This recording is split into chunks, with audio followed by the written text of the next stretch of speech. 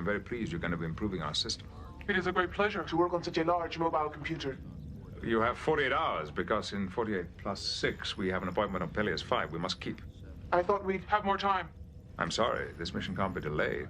If you want to postpone the work... Oh, no, this is the best time to do it. We can complete our work within the time allotted. They work very quickly, but it'll be very tight.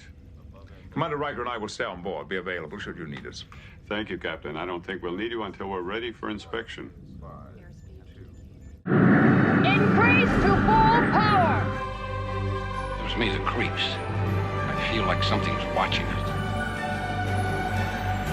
Savick, you go right on quoting regulations. Hello, computer. I knew I would.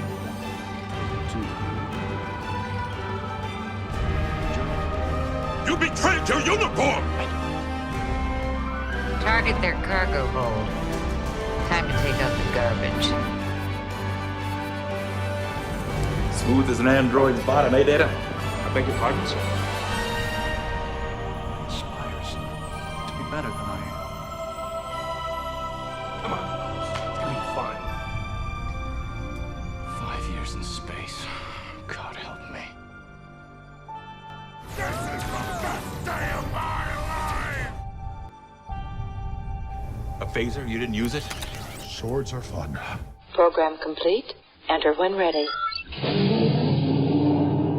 Welcome back to another Retrek review, where each week we talk about Star Trek, and this week we're talking about episode 15 of Star Trek The Next Generation, and that episode is entitled 11001001. It originally aired February 1st, 1988. It was written by Maurice Hurley, who had also written Hiding Q and Datalore. And Datalore was also written with Robert Lewin, who also wrote with this episode. It was directed by Paul Lynch, and Paul Lynch directed also The Naked Now.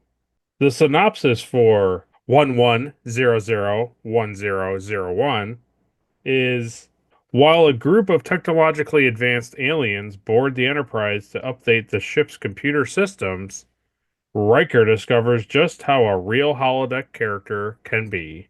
We had some guest appearances this week. We had Carolyn McCormick as Minuet. We had Gene Dynarski as Orfil Quinteros. Katie Boyer as 01. Alexandra Johnson as 10. Iva Lane as 00. Oh my god, they're not even named. Kelly Ann McNally as 11. Oh wow, that's good. Jack Sheldon as piano player. Nice. Abdul Salam El Razik as bass player. And Ron Brown as drummer. Nice. So before we get into supporters and YouTube comments, let's go over to Caleb and ask Caleb what he thought of the episode. It's better than last week's episode by a long shot. Oh, good. There are things that I enjoy about it. There are also things I don't enjoy about it, which is a continual theme of season 1. Yes. But I would say I'll give it like middle of the row. A Roddenberry, okay. Yeah, because it's not a Kaplan. It doesn't get out of the Roddenberry. Yeah, especially because it was like, hey, look at how these cool alien guys, and they're doing upgrades to the ship, and then it was like, oh, Riker's going into the hologram, and it was like, boom, sexy lady. Isn't that crazy? Yeah. I was like, oh, okay. That it kind of stayed in the Roddenberry right there for me the rest of the episode. You were like, this seems like it could be a single Okuda, but then the holodeck stuff happened, and you were like, no, this isn't getting out of the Roddenberry world. Yeah, I don't know. It's one of the better ones of the season, but obviously it gets kind of dragged through the mud a little bit. Well, you got to slog through a few to get there. But it's interesting that it was written by the same people as Datalore. Yeah. I think Daylor's better this episode for sure. Oh, yeah, oh, yeah. Most definitely. But at least this was like something interesting was happening, you know? I Yeah. mean, we've seen it before. We've seen this stuff before. Aliens that like need help but don't ask for it, and then they like do something bad, but they're actually good. Yes. And I feel like we've seen the Enterprise get like upgrades, and they're always leery of the people doing upgrades. I think legitimately in this season we've seen that before with Yeah, that was the one where they go way far away in hmm the yeah. Yeah. Uh, so it's like we've seen this. We've seen the Enterprise get upgrades not like 7 episodes ago. Like keep your eyes on those guys. I don't trust those guys doing upgrades. We're the last Starfleet ship to get them. They might do something bad. I'm Anyway, suspicious of them. Do you have a reason to be? No, but I I am. don't like the color of their faces. Well, very Every good. time like we talk about them, they like stare at us Yeah. Yes. and they like talk in that high pitched language so we can't understand them. That tells me right there they're up to something. You watch them, Wesley. I can't be bothered. I have to go to the holodeck. Well, for once, they weren't just girls in like costumes. They were actually like alien looking enough. Like, Well, yeah, so that means immediately that they are suspicious and hate them. Yeah. exactly. Well, very good. The first thing that we'll do is thank Ed Mark Starr for his Patreon membership. We appreciate the support. Just got news that he got the sticker in the mail. Ooh, He's very excited nice. and happy for it. And soon we'll be sending out your sticker for December. So we thank Ed for that. And if you want to get a shout out like Ed, or you want to get stickers or anything else, make sure to head over to our Patreon. Don't miss out. Next is our YouTube comments. We had a couple from Captain Alimar and Ed himself. First, we'll get on to Captain Alimar. He says on our Data Lore podcast, "Shut up, Wesley." Yeah, He says, that's the "Greeting, best. guys. Gotta say, pretty good one this week. I'm glad Caleb found Data's origins compelling. I wish they did more of this in season 1. I noticed Yeah. too how cheap the lore props looked, but they did the split screen effect pretty well at least. Brett Spiner carries the episode with great acting, and he gets to threaten a child with the death he deserves. I bet we'll never hear or see Dr. Noonien soon or the crystalline entity ever again. Mm-mm. Episodes really carried by your wonder for the most interesting character in TNG so far. Thanks for the review as always." So that was very kind of him to say. Yeah, Very kind. it's cool. And then on our previous podcast, we had 2 comments. First, we'll say go to Ed. He says, for sci-fi television production, when every alien is a human with different hair, makeup, and wardrobe, the result is always predictable. You get plots like liberals versus conservatives, sexual politics with the battle of genders, alien human romance, the worst. Sci-fi on television can't afford truly alien aliens, and Angel One is a textbook example of the drawback to aliens as humans in costume. Social commentary via television show does wear me down over time. Funny how sexism, racism, politics never comes up when Tholians are around. Yeah, the Tholians just were uh, aliens. They didn't. Yeah, they're like, yeah, we don't need They that. just wanted to like crush the Enterprise. They didn't care about anything else.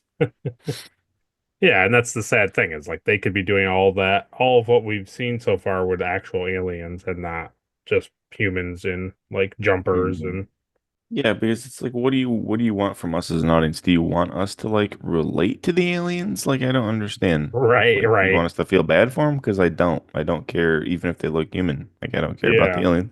And I honestly feel like, and I think most people feel like, that if they had made the characters in the shows aliens, that they could have gone farther with the topic and it wouldn't, I don't think it would have offended people because it would be like, well, this giant blob creature is a female and it keeps all male people as like slaves. And it's like, it's fine because they're aliens. You don't, I feel like audiences in the 80s wouldn't be like, well, are they saying that women are better than men? Like they wouldn't think that. They would just Yeah. see the show as it is. It's such a trope to like the strong Amazonian female-led society where men are outcasts because it's like, isn't that just a crazy concept? Isn't that just wacky? Like, Yeah. no, not really. Like that's what makes it so crazy is there's Like, no oh, it's men so around. weird and alien. Isn't that crazy? They let women do things in politics.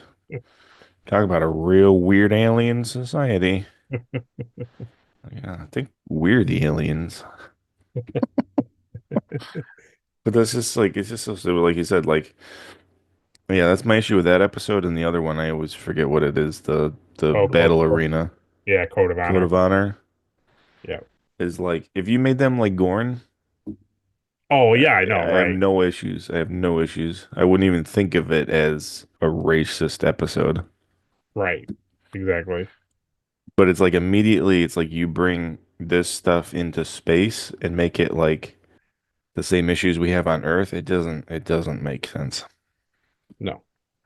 And next, in our final comment is from Captain Olimar again, and he says on our Angel One podcast, he says, "Yeah, baby, yeah."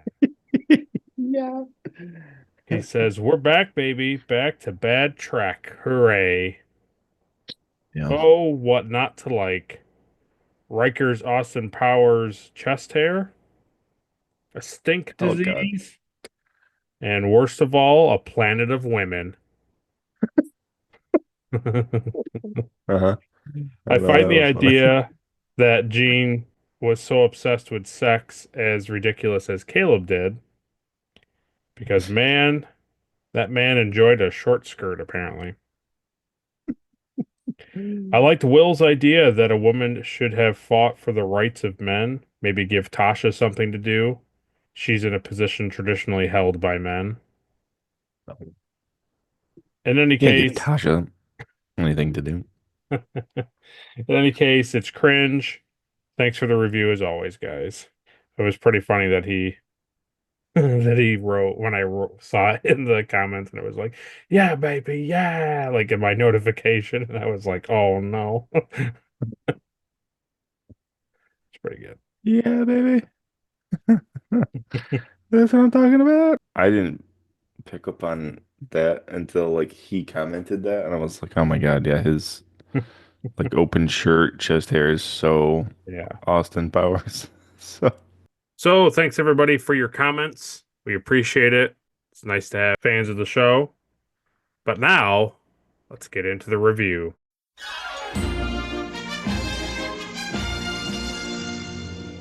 So, did you catch the return, even though we have heard it before, but the return of Majel Barrett as the computer voice?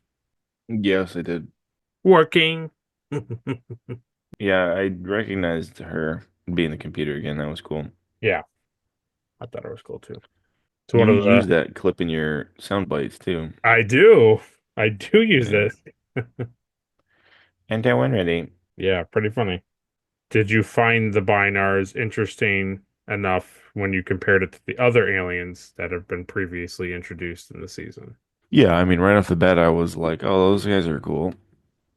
And I was glad to see like the aliens that were going to be on the episode because it's like when I watch the episode I don't know what's going on. Right, right. So like you just see like they're like docking at space dock and then all these aliens get on and it's just like okay, so they're just showing like aliens, but then they're like oh no, these are the ones doing the work on the ship. And you're like oh okay cool. And then when he's like oh this is 0 1 and this is 1 0, I was like all right I'm out. They're called binocs.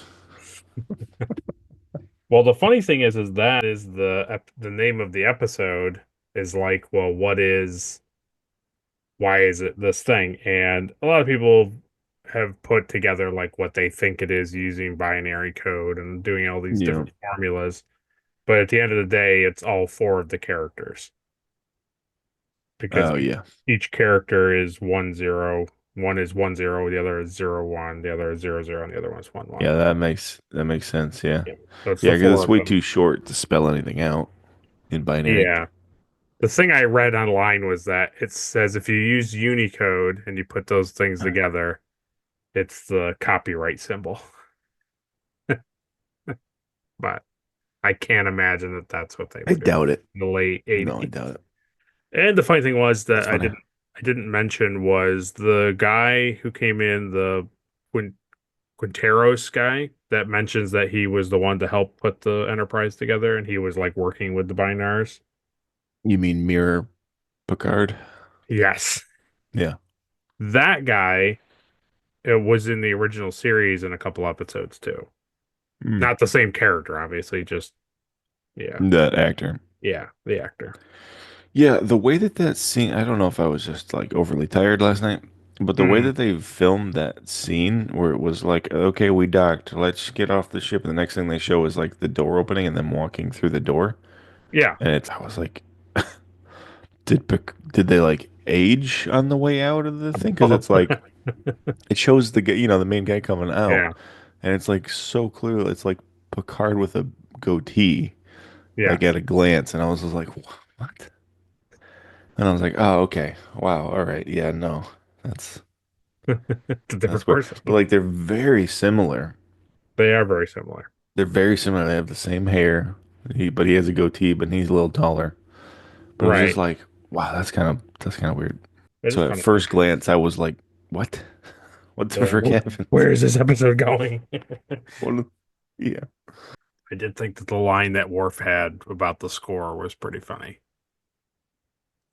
He's like, "We shall be victorious," and then Riker's like, "Worf, like it's okay. It's just a game. Like the point of it is to Yeah. have a good time and like Yeah. get a sweat and like hang out with your friends." Then why keep score? Yeah. Those suits were better than the ski suits. I was a little disappointed, even though it's farther in the episode. I was a little disappointed that when Tasha and Worf show up on the starbase, like into that control room, they're like now they're just randomly in uniform. I was like, it would have been nice if they were still like in their recreation clothes.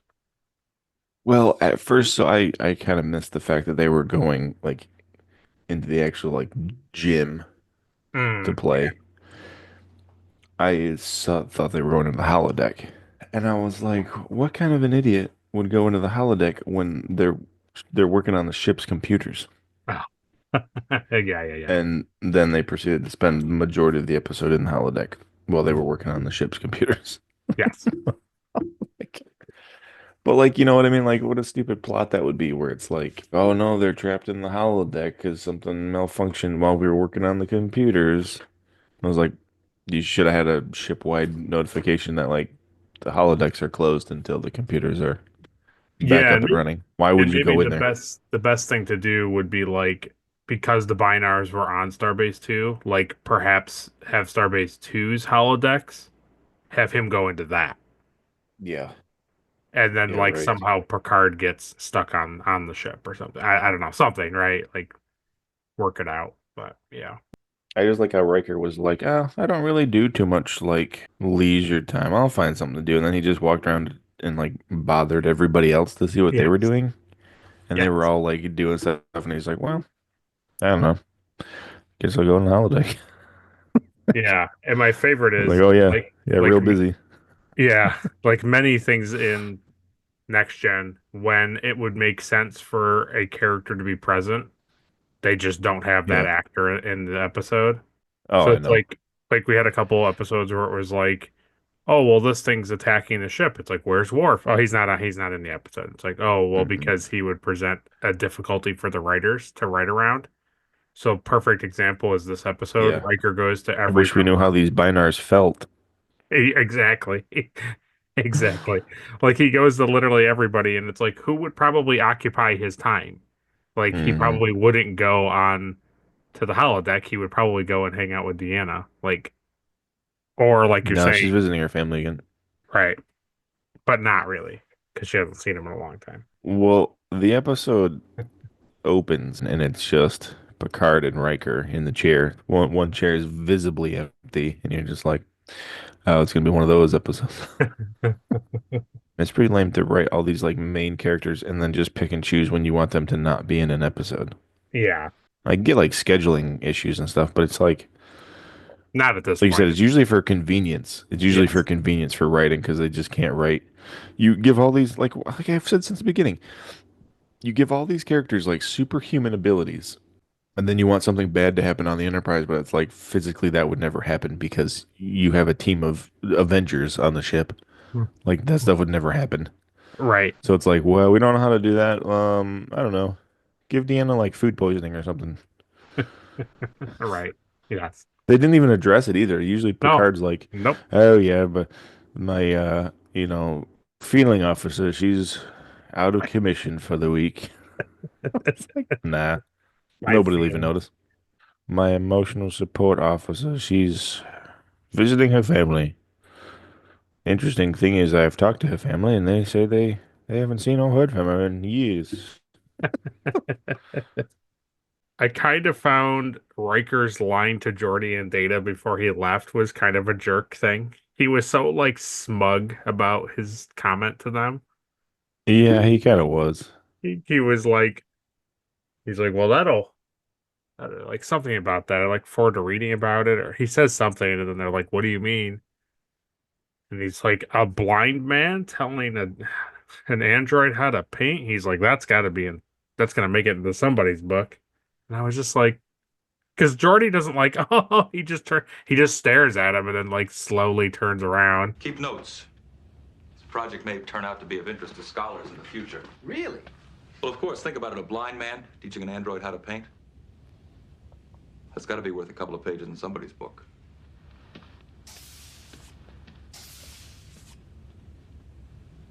It's just like, yeah, that's a It is little a weird. It's a insensitive. weird scene. It's a weird thing.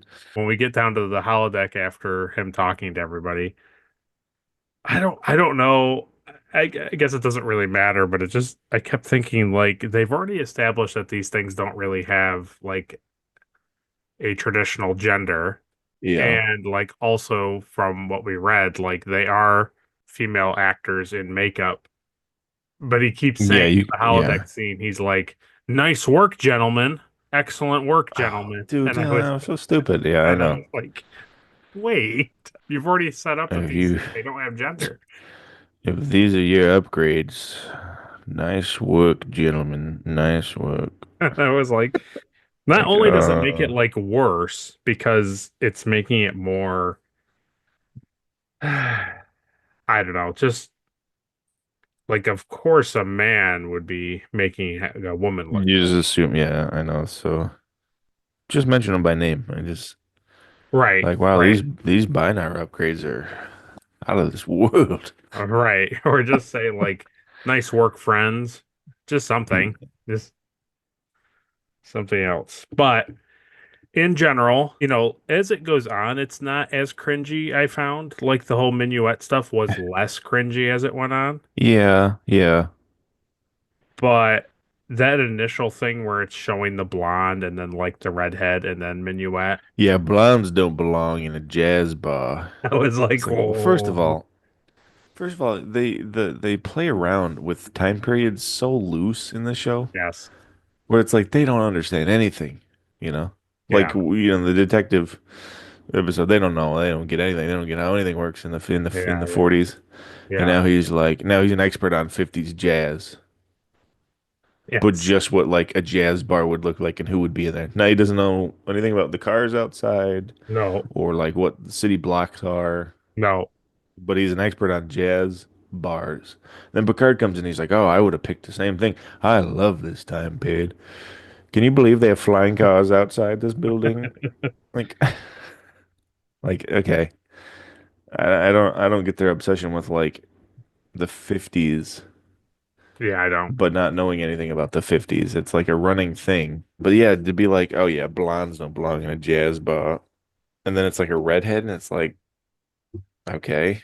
It was really funny for every time they showed a new lady, he was like, "What?" Oh, oh my God. Oh, oh, Lord. Yeah, exactly. It made me laugh after a while. Oh, It's it's like, oh man. ridiculous. I'll make it sultry. Oh, Yeah. too sultry. Way too much. Way too. No, no, no, go back, go back. Go back. No, no, no, no, no. Oh man. Yeah, but I also like the actual jazz players too, Yeah. like, hey man, I think that chick is like digging you, man. Like she's programmed to. The concept of that is interesting to me. Like how real is the holodeck hmm can be? Like how can you do stuff? Like how far can the computer go? Go as far as you want. Uh it is interesting to me, like, for a friend. But it's an interesting concept and like they kind of explore it, but also they also make it like, oh yeah, without the binaural, that's not how a holodeck works. Yeah, it's an interesting thing that they end up going down the line and doing, which is our holograms, people, and basically what happened in the Big Goodbye. They kind of explore that kind of stuff a little further, Yeah. which is nice. Yeah. That's a cool concept. Like when you're out of the simulation, like what happens to the AI, basically the computer. Yeah. Yeah, I don't think you'll be disappointed. They do actually like take their time with that, which is nice. Yeah, that's cool. I did think that the buffer concept thing that the Binars had was kind of for their conversation was kind of interesting. I thought that I- was cool. Yeah. yeah, I thought it was neat that they're like constantly talking to each other essentially, and then it like stores that conversation, and then when the Binar's ready to like receive it, then they like listen to it and then reply. Yeah, I thought that was a kind of a I don't know. Yeah. I like unique styles of conversation, especially with I aliens. thought that was yeah, I thought that was cool. I like how they talked like fast and high pitched Yeah, and the little things on their belt, like you said, that like stores their stuff. And I assume it goes to like chip on their head. yeah, exactly. Yep, yep. Yeah. So that's, it's cool. Yeah, It's a good the design for an it alien to is. be. It's perfect, and it also made total sense why they're doing computer stuff and why their homeworld's a computer thing. It made perfect sense. The thing I read was originally they were supposed to just talk, and it was going to be subtitled because like they were talking so fast or talking so Oh, strangely. But then they decided not to and just had them go like, yeah. just talk, I mean, that's cool for like the audience, but like how are people on the Enterprise understanding them? Yeah, you would assume the comm badge maybe was translating things, but I don't know.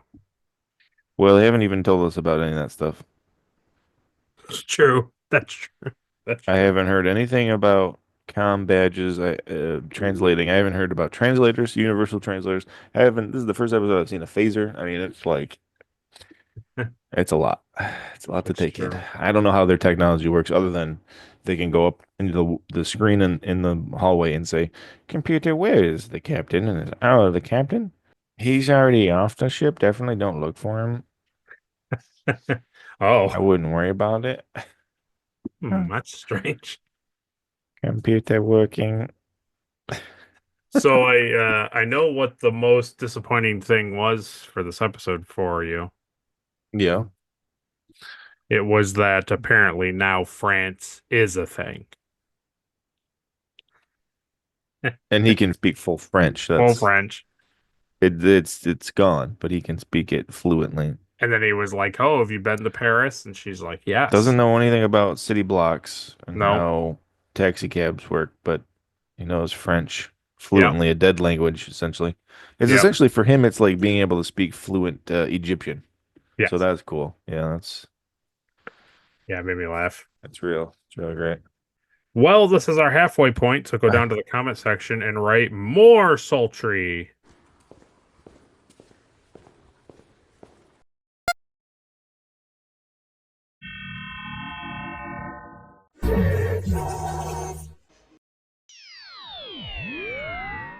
I thought for a while there they were gonna try to do this like three-way like pit the captain and Riker against each other.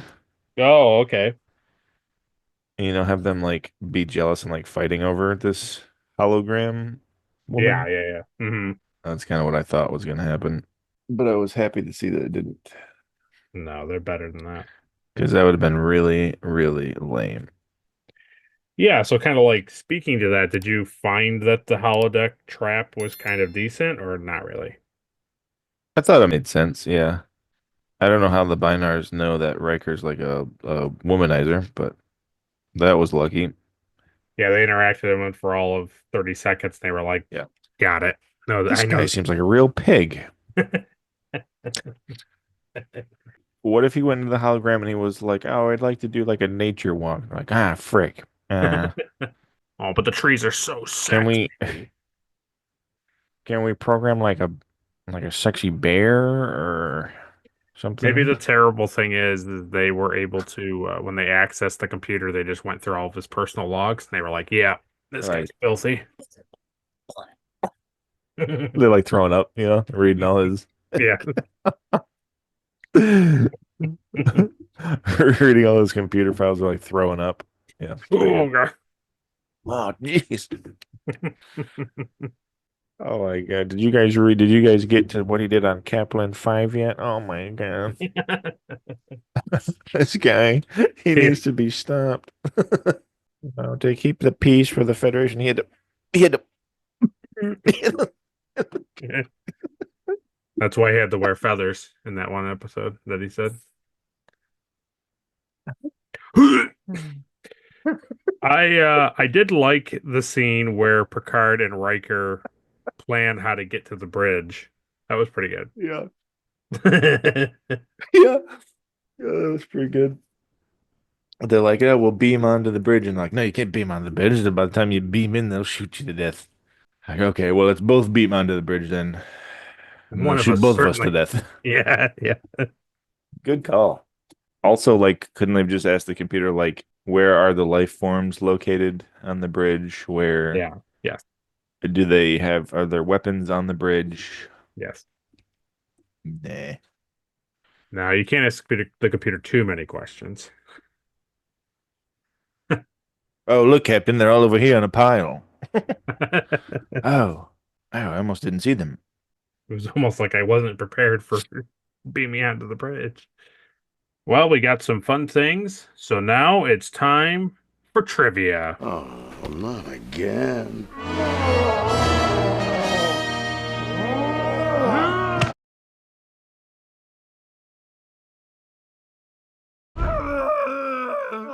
All right, now you're overacting.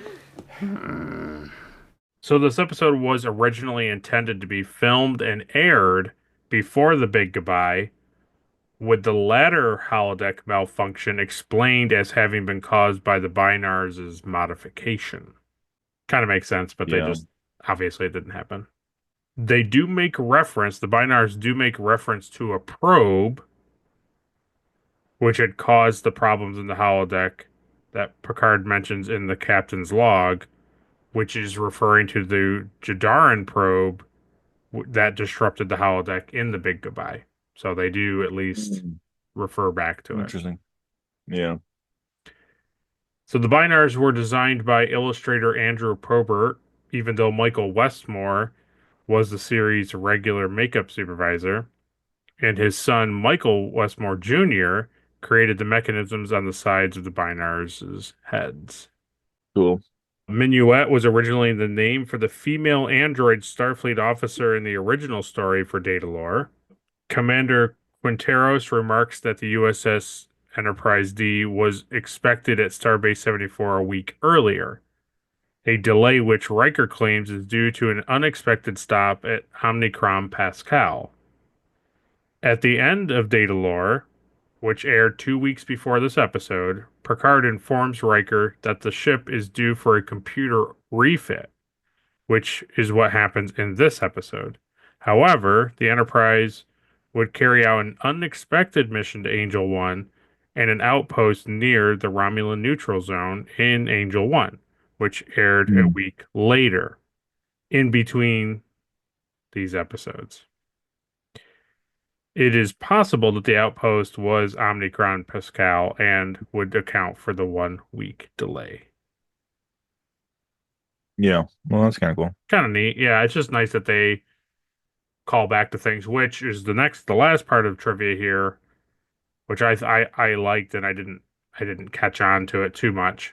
It says Picard describes the holodeck with references to previous episodes, telling Minuet that it has given us Woodlands, which was when Riker finds Data in Encounter at Farpoint, and also Wesley falls, I think, in the water.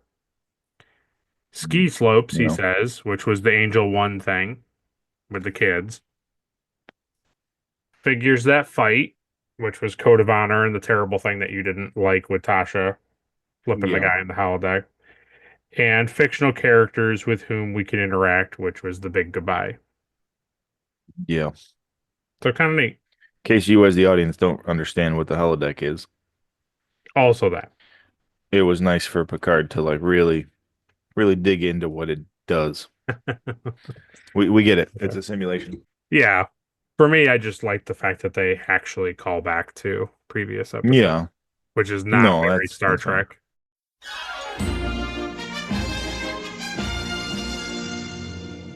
So we come back from trivia, and I thought, as just a fan of the show, I thought it was kind of strange that Picard uses his comm badge to make a long-range hail to Starbase 74. I was like, yeah, that was interesting. I don't know if that's how that works. Yeah, I don't think so. Also, your comm badges don't work when you're in the holodeck. I think they were just negated. I think the binars were just negating everything, which is why The thing I didn't quite understand is like, so they needed to fix the computer on their home world, but they just kind of did it from the Enterprise anyway.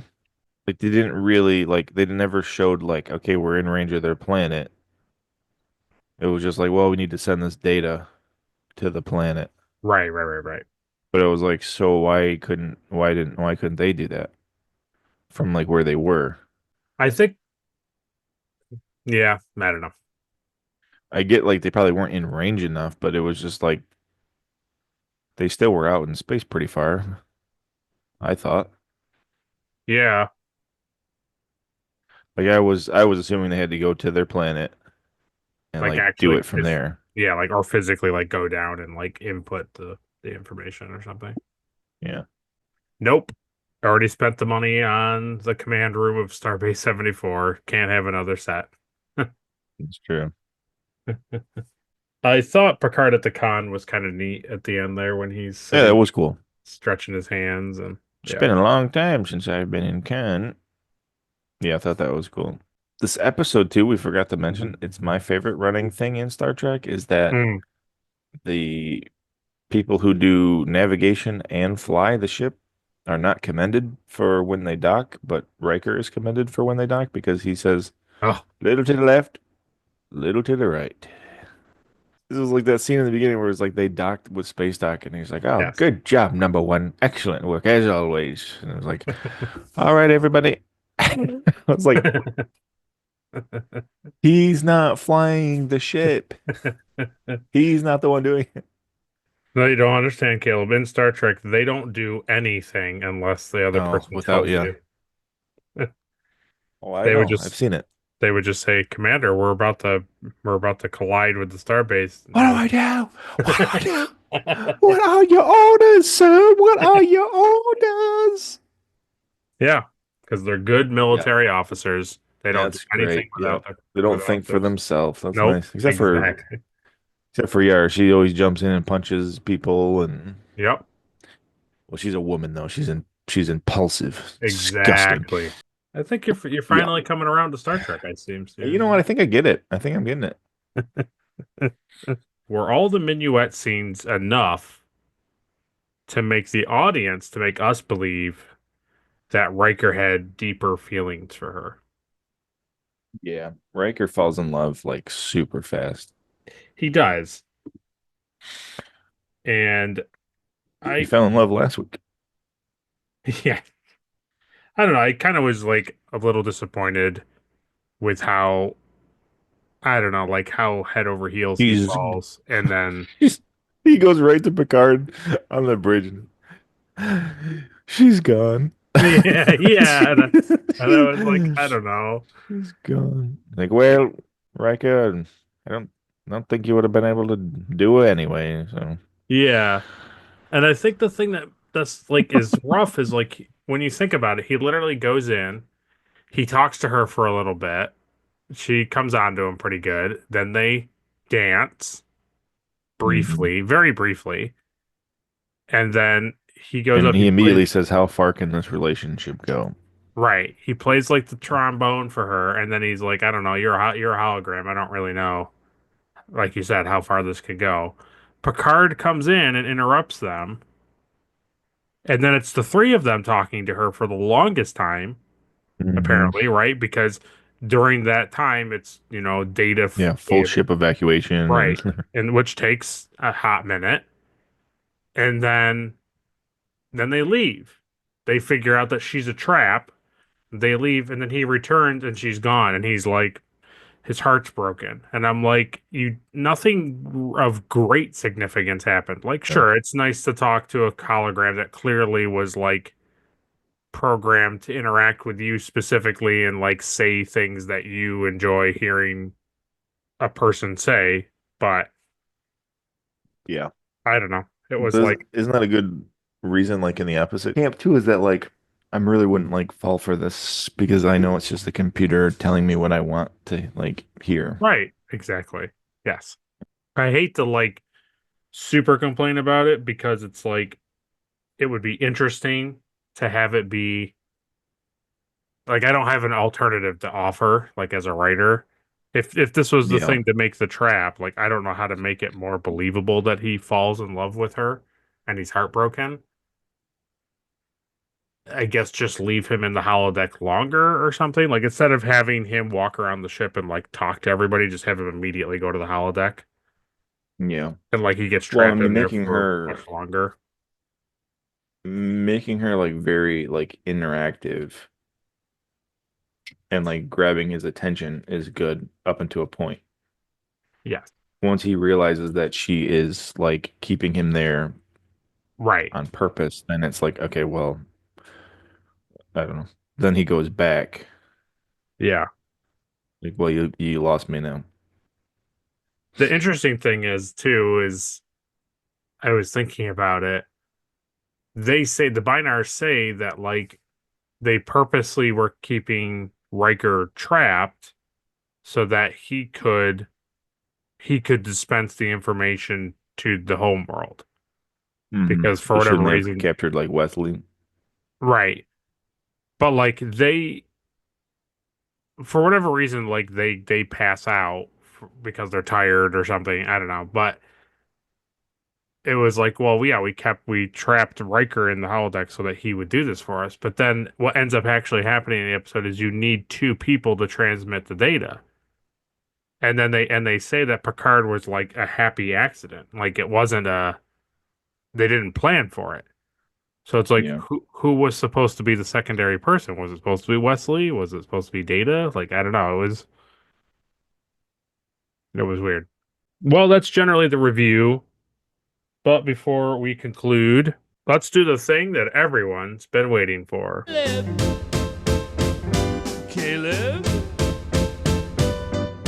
Caleb, Caleb, Caleb. So, Caleb, who gets the Erica Ortegas Award for being the most unlikable? The Picard lookalike. Wow. Oh, okay. Wow. Yeah, not a fan. That surprised me. Wow. Okay. He doesn't do anything, and every time they're like, "Hey, we need a ship to do to like go," and he's like, "Nah, nah, I don't think so." That's funny, man. I thought you were going to pick like Like, no, but we Minuet have. or Riker or something. That's funny. Nah, she's fine. Nah, I don't like that guy. I don't like the cut of his jib. You know. You didn't like Imposter Picard. You were like, not this Nope. man. Get your own hairstyle. Well, next is the Elizabeth Cutler Award for the most forgettable character of the episode. As much as I'd like to give it to Yar, Uh-huh. Just because I enjoy doing that, I have to give it to Deanna. Deanna Yeah. Troy, just nowhere to be found again. And of course, it's like we say, an episode that like she would come in handy. Absolutely. Captain, I can't feel their feelings. They're thinking in numbers. I don't know numbers. It hurts my head. All I I have mean, in my mind is this oh, image. math, math, anguish, Anguish. mathematics, numbers and codes, fractions in my mind, pain.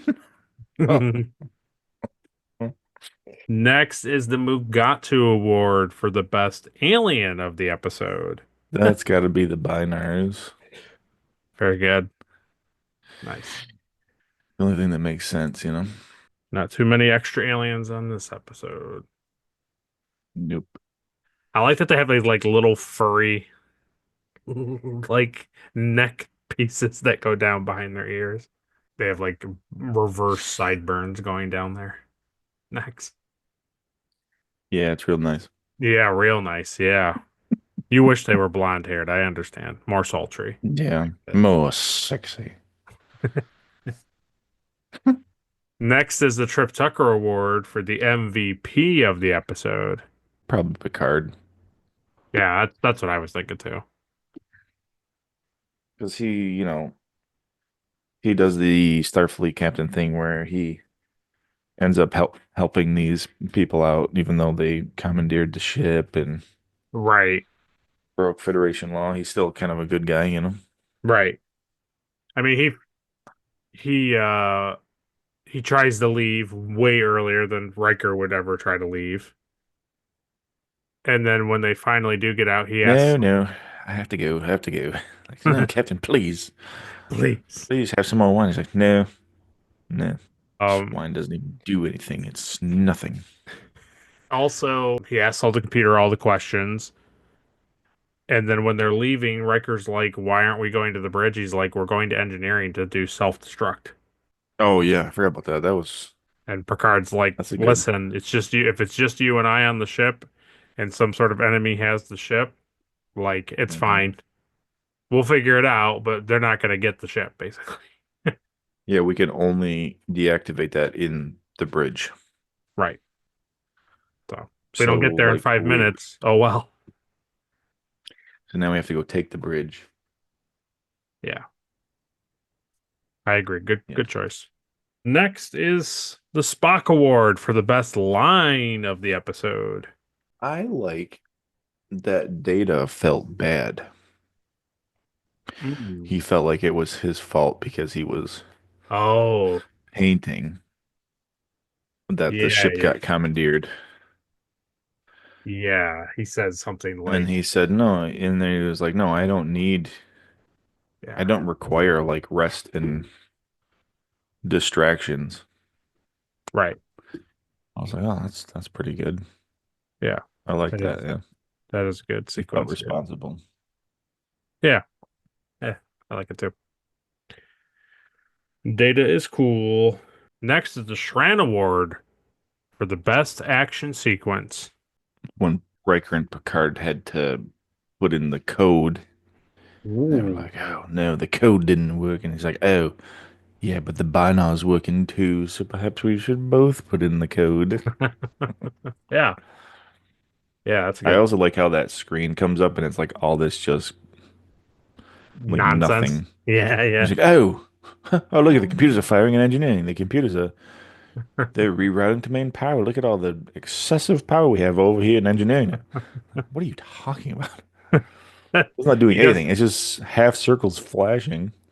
He does the same thing too when after they connect with the central computer on Binar, and he's like, "Oh, wow." He's like, "This is impressive. This is really good." And I was like, "What are you reading?" It's doing nothing. There's another thing about the evacuation scene that I wanted to talk to you about. Okay. When they were all evacuating, I was like, this is like really so stupid. Like, And then they finally showed like, hey, if you're close to like the door, just go out the door. I was like, okay, Oh, great. Because they were like everyone to the, and I like was lining like, up to beam out. Yeah. what? And then it takes like 10 minutes to beam out four people. Yes. And it's like, dude, this is the worst. This would be like legitimately like the worst evacuation for a ship possible. This is horrible. Yeah. Just go to It the wasn't exit door. good. Yeah, it wasn't good. For some reason, they Like, I made it don't, seem like way less efficient than it should have been. It was weird. I agree. It was very it not good. was really stupid. But it was like they did eventually show people like just going out the dock door to Yeah. the base. I was like, okay, well at least like they showed that. I mean, I guess like if you're way in the other end of the ship and it's closer just Yeah. to go to Right. the, Transporter. but Yeah. man, I would just keep walking to the exit. I don't think I would wait in line to transport. No, not if it was really that terrible.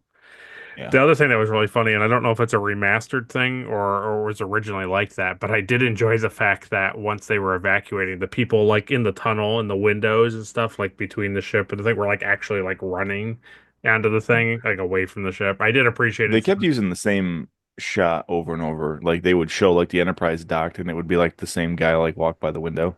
Right. Like they showed that shot like three times. Three or Every four time we times. go, Yeah, I hey, know. this is where the Enterprise is. Don't forget it's at the docking bay. This is docked, yeah. Because it won't always be this episode. So you need to know when it's there and when it's not there.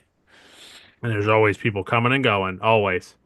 But next is the NX award for some sweet ship stuff. That's got to be the phasers. Ooh, the weapons room phasers. Yeah. Yeah. It's the first time we've seen phasers. Wow, we've seen them before. Just that you're talking about the more traditional ones that like you painted Yeah. for me. Yeah. These are the iconic ones for the show. Yes. And it's the first time we've seen them. That's Didn't get to see them fired, but we saw them. Not yet. Things must have to get really bad for them to bring out those rifles. Something worse than somebody taking control of the bridge. Way worse. Way worse. I like Well, how the captain always has to remind you to set phasers to stun. Like you automatically are just like, oh wow, I'm glad you told me that. like, all right, Captain, I guess I won't kill anybody. Mine were sent to disintegration. Like I think Starfleet protocol is always you start on stun Well, again, because you're remember not trying to kill people. they don't set their phasers to anything until the captain gives direction because they're good military officers. Remember, they don't do anything. But also, doesn't that mean that when they take a weapon out of the weapon room, that it's not automatically on stun?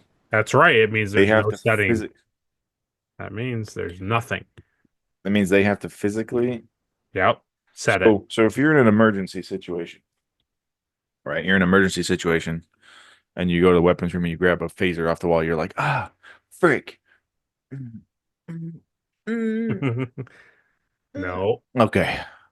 No. That's old Kirk technology. Now in next generation, they just press a button.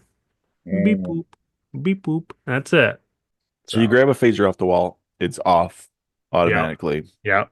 So you have to physically push the stun to activate it as Right. an on device now. Yes. Or kill. Yeah, which is two. Bleep. One is stun, two is death. Yeah. But settings. as you'll go to find out, you can keep pressing the button. Keep it. Max it. Oh. You can max Stun really good. Stun them for a Stun long time. times 3. Exactly. So instead of it being passed out for like 30 seconds, which is low stun, you could stun them out for like an hour. Hmm. And it's the same with kill. You can kill him, hurts him, kills him. Or you can disintegrate that body, vaporize him.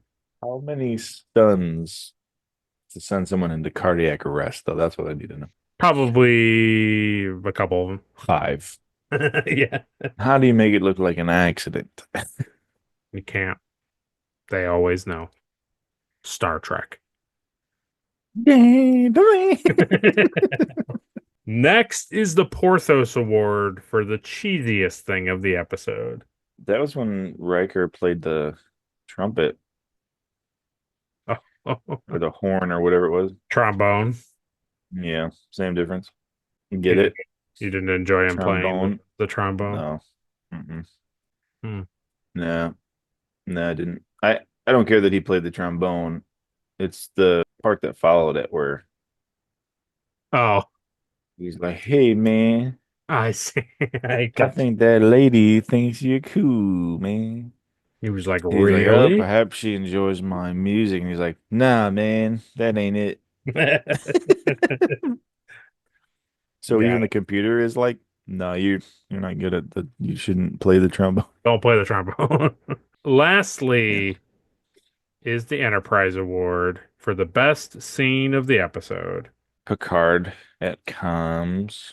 Ooh. Picard flying the ship at the end. Picard flying the ship at the end. Nice. And he makes it seem so easy too. That's the best part. Is he's like, "Oh man, it's been a long time. Hope I remember these things." Okay, let's see. Starbase 2 and Warp 2.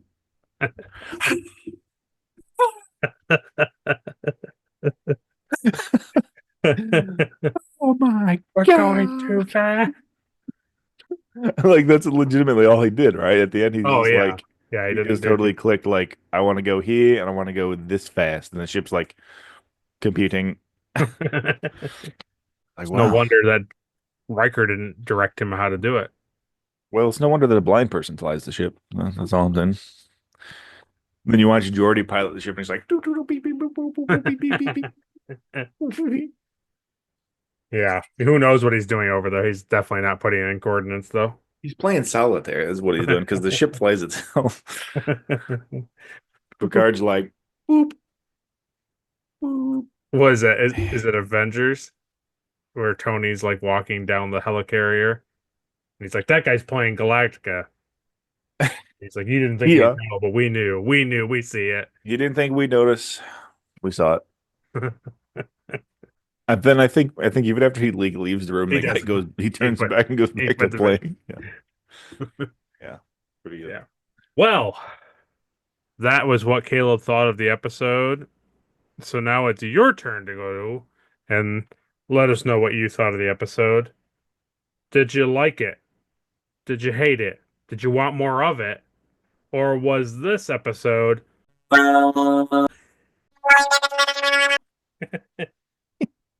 let us know down below. Down below. Next time on Star Trek The Next Generation. Next week's episode is episode 16, and that episode is entitled Too Short a Season. No, it hasn't been. It's been the opposite, actually. We look forward to that. But as always, if you liked the video, like it. If you disliked it, dislike it. Share it with all your friends and family and Trek enthusiasts. Subscribe so you don't miss an episode, and ring that bell so you can watch it as soon as it comes out. Transfer of data is complete. You can always go over to Caleb's channel when this video ends. He has a lot more interesting things on his channel than just Star Trek. There is Star Trek over there. The TOS movies are over there. But Yeah. if you like to do something else with your time, like make something, or watch somebody paint something, or not talk about Star Trek, you can head on over to his channel. And Caleb, is there anything that you want the people to know about? Hey everybody, it's Caleb from the future. I literally am driving my car and realized I forgot to tell you that the new episode of Dragon Ball is out. So Will and I cover all of Dragon Ball Saga. We kind of wrap it up, and then you get to hear what Will thought about the whole 8 seasons of Dragon Ball. Then we talk about the first saga of Dragon Ball Z, the Raditz saga. Sorry, I'm driving and my brain's not working. So yeah, go check that out. That's it. Back to you, past. So when you Caleb get and over Will. there, give him a like, give him a comment, give him a subscribe. Yeah. Inside. We once again appreciate everyone's comments and subscriptions and likes on the videos. We thank Ed Mark Starr once again for his Patreon membership. Very excited by that, so we thank him for it. But Yeah. until next week, when we tackle a new episode, Caleb, send us out.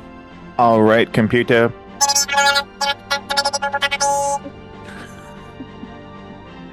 See you guys.